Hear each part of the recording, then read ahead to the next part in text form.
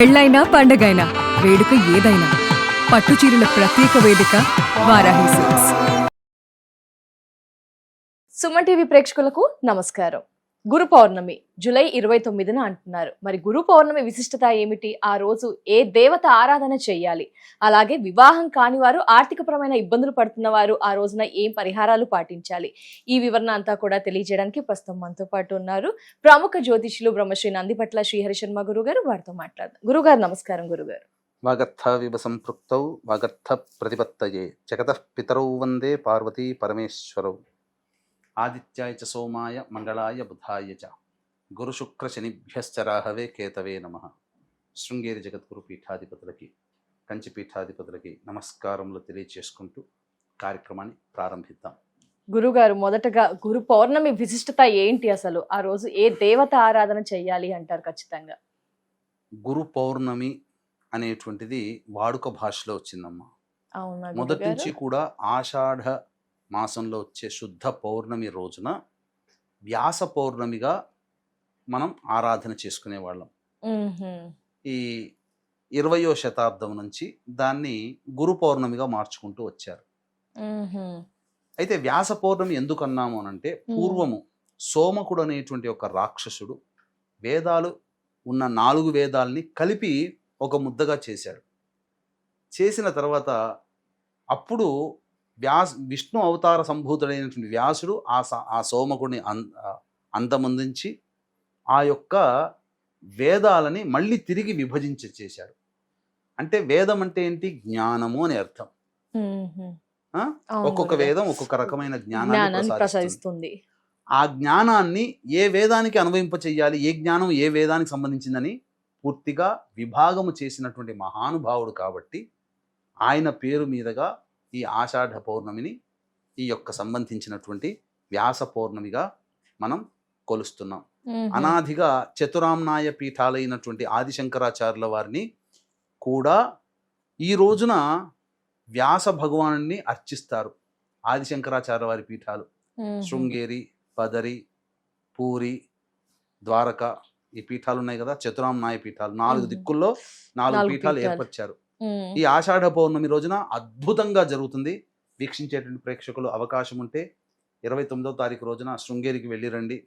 తప్పకుండా ఆ రోజున చాలా గొప్పగా వ్యాస భగవానుల వారిని పూజిస్తారు. అంటే సాక్షాత్తు వ్యాస భగవానుల వారే ఆదిశంకరాచార్యుల అవతారం అని కూడా చెబుతారు. ఇంత గొప్పది కాబట్టి ఈ రోజున ఏం చేయమన్నది అనాదిగా వస్తున్నటువంటి ఆచారం ఏంటంటే, మనకు విద్య నేర్పినటువంటి గురువులని, ఇప్పుడు మనకు మొట్టమొదటిగా విద్య నేర్పేది తల్లిదండ్రులే కాబట్టి తల్లిదండ్రులని, విద్య నేర్పినటువంటి గురువులని, మంత్ర దీక్ష ఇచ్చినటువంటి గురువులని ఆరాధించాలి.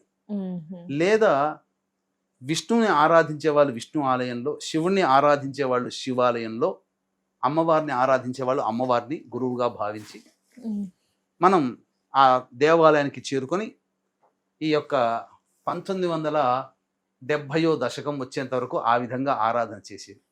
ఈ 1970 తర్వాత కొంత పైత్యము అనేటువంటిది అనేక రాష్ట్రాల్లో పెరిగి, మానవుడిగా పుట్టినటువంటి వ్యక్తికి జరామరణాలతో సంబంధం ఉండి ఉన్న వ్యక్తిని గురువుగా భావిస్తూ ఆశ్రమాల చుట్టూ, బాబాల చుట్టూ తిరిగి వాళ్ళకి పాద పూజలు చేసి, ఈ ఆషాఢ పౌర్ణమి అంటే దేవతా పూజ చేసుకోవాలి, ఇంట్లో చేసుకోవాలనుకునేటువంటి విధానం నుంచి బాబాల ఆశ్రమాల చుట్టూ తిరిగి అని మనిషిగా పుట్టినటువంటి వాళ్ళకి ఆశ్రమాల చుట్టూ వెళ్ళి వాళ్ళకి పాద పూజ చేసి వస్తున్నారు. నేను మనిషిగా పుట్టిన వాడిని కాదు, అక్కడ తప్పని చెప్పట్లేదమ్మా. కానీ అసంబద్ధంగా ఆ రోజున ఎందుకు ఈ మనుషులుగా పుట్టినటువంటి వాళ్ళకి ఈ ఆషాఢ పౌర్ణమికి లింక్ ఇస్తున్నారో అర్థం కావట్లేదు. గురువే ఎవరికి విద్య నేర్పిన గురువు, మంత్రదీక్ష ఇచ్చినటువంటి గురువు, వీళ్ళకి మాత్రమే మనం చెయ్యాలి. బాబాల చుట్టూ తిరుగుతున్నారు. ఇప్పుడు ఆషాఢ పౌర్ణమి, గురు పౌర్ణమి అంటే ఇప్పుడు కాస్త పిచ్చి తగ్గింది. కానీ జనాల్లో ఒకప్పుడు ఈ యొక్క బాబాల ఆశ్రమాల చుట్టూ తెగబోయే వాళ్ళ క్యూ లైన్లు. గురు పౌర్ణమి అంటే దత్తాత్రేయుడే ఉండంగా ఇంకా బాబాల చుట్టూ తిరగాల్సిన అవసరం. అసలు మీకు ఒక విషయం చెప్తానమ్మా. ఒక గవర్నమెంట్ ఆఫీస్ లో మనకు ఒక పని కావాలి, రెవెన్యూ డిపార్ట్మెంట్ లో మనకు పని కావాలి. ఎంఆర్ఓ మనకు తెలుసు, మనకు బాగా స్నేహము, మనకు మొదటి నుంచి మన ఎంఆర్ఓ వారి గురించి తెలుసు. ప్యూన్ అనేటువంటి వాడితో మనకేం సంబంధం? అంటే లోపలికి పంపించడానికి ప్యూనే అనుకుంటాం, అక్కడ ఆయనే రమ్మని చెప్తాడు కదా. ప్యూన్ తో సంబంధం, ప్యూన్ ఇచ్చేది, సిగ్నేచర్ పెట్టేది. ఈ ప్యూన్ లాంటి బాబాల చుట్టూ తిరుగుతున్నారు. అసలు దత్తాత్రేయుడు మనకు తెలుసు కదా. గురువు గారు అలా మీరు ఆ కామన్ సెన్స్ తో లేక బాబాల చుట్టూ తిరిగి అనవసరంగా ఆ గురు పౌర్ణమి రోజున పొందాల్సినటువంటి పుణ్యాన్ని పొందలేకపోయాం ఇన్ని రోజులు. కాబట్టి ఇది ఒకటి. ఇంకొక మనకు ఉన్నటువంటి పురాణాంతర్గతంగా మనకు చెప్పినది ఏంటంటే శివ శయన వ్రతము అని చెప్పి, ఇక్కడ తొలి ఏకాదశి రోజున విష్ణువు నిద్రలోకి జారుకుంటారు. కార్తీక శుద్ధ ఏకాదశి ఈ రోజున ఉత్థాన ఏకాదశి, ఆ రోజున నిద్ర నుంచి మేలుకుంటారని ఎలాగో ఉన్నదో ఈశ్వరుని సందర్భంగా కూడా ఆషాఢ పౌర్ణమి రోజున బాలశంకరుడిలాగా నిద్రపోయి కార్తీక పౌర్ణమికి నిద్ర నుంచి మేల్కొంటాడు అని చెప్పి మనకు లింగ పురాణంలో చెప్పబడి ఉంది. అవునా గురువు గారు? ఇలా కూడా ఈశ్వరుని ఆరాధన చేస్తారు ఈ 4 నెలలు. అందుకనే మీకు ఆషాఢ పౌర్ణమి నుంచి ఈశ్వరుని ఆరాధన చేసే చతురామ్నాయ పీఠాలన్నీ కూడా చాతుర్మాస దీక్ష తీసుకుంటారు ఆషాఢ పౌర్ణమి నుంచి.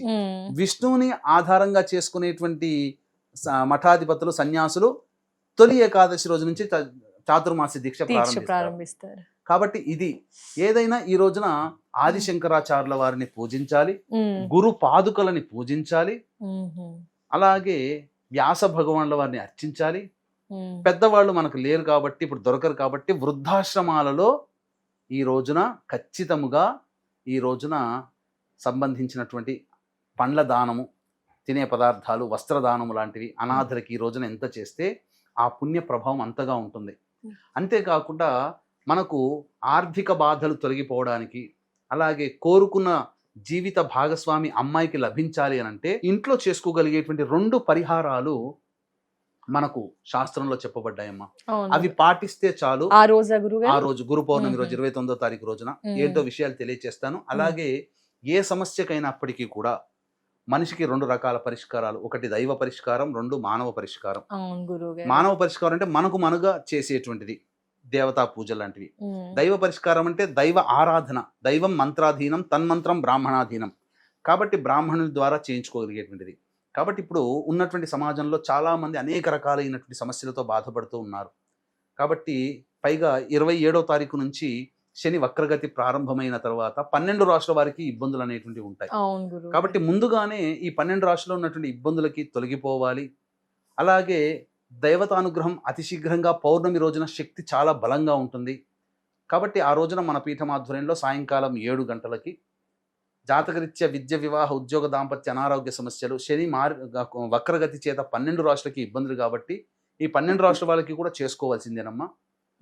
ఆ సందర్భంగా సాయంత్రం 7 గంటలకి వారాహి హోమము, ప్రత్యంగిర హోమం, బగలాముఖి హోమం, రాజశ్యామల హోమము, ధూమావతి హోమము, శనైశ్చర హోమము, అఘోర పాశుపత మంత్ర హోమము, రుద్రహోమము, లక్ష్మీ గణపతి హోమం జరిపించి పూజ చేసిన వారాహి మాల ఇవ్వడం జరుగుతుంది. అవకాశం ఉన్నటువంటి వాళ్ళు 29వ తారీఖు సాయంకాలం 6 గంటల లోపల స్క్రీన్ పై కనిపిస్తున్న నెంబర్కి కాంటాక్ట్ చేసి గోత్రనామాదులు నమోదు చేసుకోవచ్చు. ఇక ఆర్థిక బాధలు తొలగిపోవడానికి అనాదిగా మన వాళ్ళు చేస్తున్నటువంటి ఒక ఆచారం ఏంటంటే ఒక కొత్త వస్త్రాన్ని తీసుకొని దాని మీద నిండుగా చక్కగా బియ్యంని పరిచి అక్కడ కొన్ని తమలపాకులు అనేటువంటివి పెట్టి అక్కడ ఒక కలశం పెట్టాలి. కలశం పెట్టి వీలైతే ఎన్ని దొరికితే అంది పంచపల్లవాలు, రాగి, మేడి, జువ్వి, మర్రి, మోదుగా, ఈ వాటికి ఆకులు, కాండములతో ఉన్న ఆకులు తీసుకుని వచ్చి ఆ కలశంలో వేసి కొబ్బరికాయ పెట్టి, లేదా ఆ ఆకుల మధ్యనే చక్కగా మళ్ళీ ఒక శివ ప్రతిమ, రుద్ర ప్రతిమ, ఈశ్వరుణ్ణి పెట్టి అర్చన చేయాలి. తర్వాత అక్కడ ఆ యొక్క ఇంట్లో సంబంధించినటువంటి పూజ చేసే గదిలో మనం చెప్పాం కదా, ఈ యొక్క తెల్ల బట్ట, మంచి తెల్లటి బట్ట, దాని మీద బియ్యము, దాని మీద కలశము, శివుని ప్రతిమ, ఆ యొక్క మొత్తము ఆ కలశం చుట్టూ కూడా ఎన్ని వీలైతే అన్ని నిమ్మకాయలు పెట్టవచ్చు. 4 దిక్కుల నిమ్మకాయలు, ఎన్ని వీలైతే అన్ని నిమ్మకాయలు. ఆ విధంగా ఈశ్వరుని అర్చన చేసి అష్టోత్తరంతో, రుద్ర త్రిశతితో అర్చన చేసి తర్వాత ఎవరికైనా వచ్చిన వాళ్ళకి వచ్చిన వాళ్ళందరూ, ఆ చుట్టుపక్కల ఉన్న వాళ్ళందరూ తలా పిడికిలి ఒక తీసుకొని, బియ్యం తీసుకొని, ఒక నిమ్మకాయ తీసుకొని ఇంట్లో పెట్టుకుంటే వాళ్ళ ఇంట్లో ఆర్థిక బాధలు తొలగిపోతాయి. ఇది అనాదిగా వస్తున్నటువంటి ఆచార సాంప్రదాయం. ఇప్పటికీ కూడా అనేక ప్రాంతాల్లో ఈ యొక్క పరిహారాన్ని పాటిస్తారు. తద్వారా లక్ష్మీ కటాక్షం కలుగుతుంది. ఇక కోరుకున్నటువంటి జీవిత భాగస్వామి లభించాలనేటువంటిది. ఈ రోజు నుంచి కోకిల కనుమరుగైపోతుంది. మళ్ళీ గురు పౌర్ణమి రోజు నుంచి కదా? ఆషాఢ పౌర్ణమి నుంచి వ్యాస పౌర్ణమి, గురు పౌర్ణిమ కన్నా వ్యాస పౌర్ణిమ, అదే వ్యాస పౌర్ణమి నుంచి ఇక కోకిల మన కంటికి కనిపించదట. ఏ గురువు గారు? అక్కడి నుంచి అది వేరే ప్రాంతానికి వెళ్ళిపోతుంది. అక్కడ కోకిల కూత కూడా వినిపించదు. మళ్ళీ ఉగాది సందర్భంలోనే కోకిల కూత కనిపిస్తుంది. అట్లా అనమాట. సో కోకిల ప్రతిమ అనేటువంటిది చేయాలి. అంటే తెలక పిండి అని అంటారు. అంటే పూర్వకాలంలో గానుగలో నువ్వులు పట్టిస్తే వచ్చే పిప్పి అని కదా, దాన్ని తెలక పిండి అని అంటారు. ఆ తెలక పిండితో చక్కగా కోకిల ప్రతిమ తయారు చేయాలి. చేసి ఈ ఆషాఢ పౌర్ణమి నుంచి శ్రావణ పౌర్ణమి వరకు కోకిల ప్రతిమని లక్ష్మీ రూపంగా భావించి పూజ చేయాలి. లక్ష్మీ అష్టోత్తరంతో పూజ చేయాలి, లేదా గౌరీ అష్టోత్తరంతోనైనా కానీ పూజ చేయాలి ప్రతిరోజు కూడా. చేసి ఆ శ్రావణ పౌర్ణమి రోజున ఎక్కడైనా చెరువులో కానీ నదిలో కానీ లేదా బకెట్లో అయినా కానీ నిమజ్జనం చేసి అవి ఆ బకెట్లో నిమజ్జనం చేస్తే ఎవరు తొక్కని ప్రదేశాల్లో వేయాలి. ఆ విధంగా 4 రోజుల పాటు చేస్తేనమ్మా ఖచ్చితంగా ఆ అమ్మాయికి చక్కటి వరుడు లభిస్తాడు, కోరుకున్నట్టుగా లభిస్తాడు. అందులో అబ్బాయిలు చేసిన అమ్మాయి లభిస్తుంది. ఓన్లీ అమ్మాయిలకే చెప్పబడిందమ్మా. కోకిల వ్రతము అని అంటారు. కోకిల వ్రతము ఆషాఢ పౌర్ణమి రోజు నుంచి మొదలు పెట్టాలి, శ్రావణ పౌర్ణమి వరకు. ఈ విధంగా చేస్తే తప్పకుండా కోరుకున్న జీవిత భాగస్వామి లభిస్తాడని చెప్పి మనకు శాస్త్రంలో చెప్పబడింది. అలాగే ఈ గురు పౌర్ణమి చాలా పవిత్రమైనటువంటిది. కాబట్టి ఈ సందర్భంగా 29వ తారీఖు రోజున మన పీఠం ఆధ్వర్యంలో జరిగే సర్వదోష నివారణ పూజల హోమాల్లో భాగంగా వారాహి, ప్రత్యంగిర, బగళాముఖి, రాజశ్యామల, ధూమావతి, శనైశ్చర, అఘోర పాశుపత మంత్ర హోమాలు చేసి వారాహి మాల ఇవ్వడం జరుగుతుంది. అవకాశం ఉన్నటువంటి వాళ్ళు స్క్రీన్ పై కనిపిస్తున్న నెంబర్కి కాంటాక్ట్ చేసి మీ గోత్రనామాలు నమోదు చేసుకోవచ్చు. తప్పకుండా. చాలా చాలా ధన్యవాదాలు గురువు గారు. గురు పౌర్ణమి వ్యాస పౌర్ణమి అని చెప్పారు కదా గురువు గారు. ఖచ్చితంగా గురుగారు ధన్యవాదాలు గురువు గారు, పూర్తి వివరణ తెలియజేసినందుకు. నమస్కారం. సర్వం శ్రీ ఉమామహేశ్వర పరబ్రహ్మార్పణమస్తు. చూసారు కదండి, వ్యాస పౌర్ణమి గురించి గురువు గారు అయితే మనకి వివరించారు. ఏం పరిహారాలు పాటించాలో కూడా చాలా చక్కగా క్లుప్తంగా తెలియజేశారు. కాబట్టి పరిహారాలను అయితే ఖచ్చితంగా పాటించండి. ఆర్థిక బాధలు తొలగిపోవాలంటే కూడా ఏం చెప్పారు అది కూడా పాటించండి. అలాగే మంచిగా భర్త కావాలని చాలా మంది అనుకుంటారు కదండి, ఆ పరిహారాన్ని కూడా పాటించండి. ముఖ్యంగా గురువు గారి ఆధ్వర్యంలో గురు పౌర్ణిమ రోజు జరగబోయే క్రతువులో మీ గోత్రనామాదుల్ని నమోదు చేసుకోవాలనుకుంటే వెంటనే స్క్రీన్ పై నెంబర్ ఉంటుందండి, మిగతా డీటెయిల్స్ తెలుసుకోవచ్చు. నమస్కారం.